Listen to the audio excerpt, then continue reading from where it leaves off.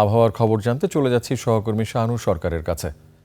শাহানুর, বাহিরে ব্যাপক বৃষ্টিপাত হচ্ছে এবং আমরা যতটুকু জানতে পেরেছি ঢাকায় আগামী দুদিনে বৃষ্টির পরিমাণ বাড়তে পারে, অন্যান্য জায়গায় বৃষ্টির পরিমাণ কমতে পারে। আপনার কাছে কি তথ্য আছে জানতে চাই।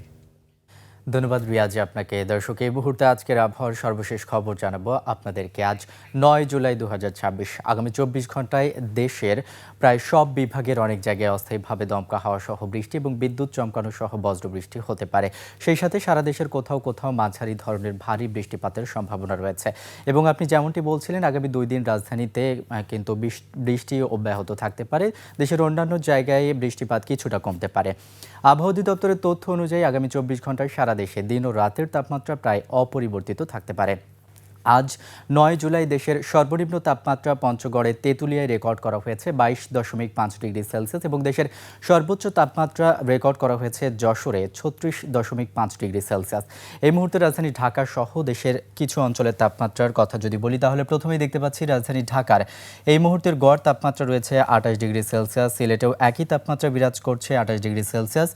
রংপুরের তাপমাত্রা রয়েছে 28 ডিগ্রি সেলসিয়াস। রাজশাহীতে এই মুহূর্তে দেখতে পাচ্ছি 29 ডিগ্রি তাপমাত্রা রয়েছে। বরগুনার তাপমাত্রা রয়েছে 27 ডিগ্রি সেলসিয়াস এবং সবশেষ কক্সবাজারের এই মুহূর্তের গড় তাপমাত্রা দেখতে পাচ্ছি 27 ডিগ্রি সেলসিয়াস রয়েছে। আজ সন্ধ্যা 6টায় ঢাকার বাতাসের আপেক্ষিক আর্দ্রতা রেকর্ড করা হয়েছে 85%। আজ ঢাকায় সূর্যাস্ত হয়েছে 6টা 50 এবং আগামীকাল ঢাকায় সূর্যোদয় হবে 5টা 18। দর্শক, এই ছিল আমার কাছে আগামী 24 ঘন্টার আবহাওয়ার তথ্য। চলে যাচ্ছি রিয়াজের কাছে। রিয়াজ। শাহানুর, আপনাকে অসংখ্য ধন্যবাদ।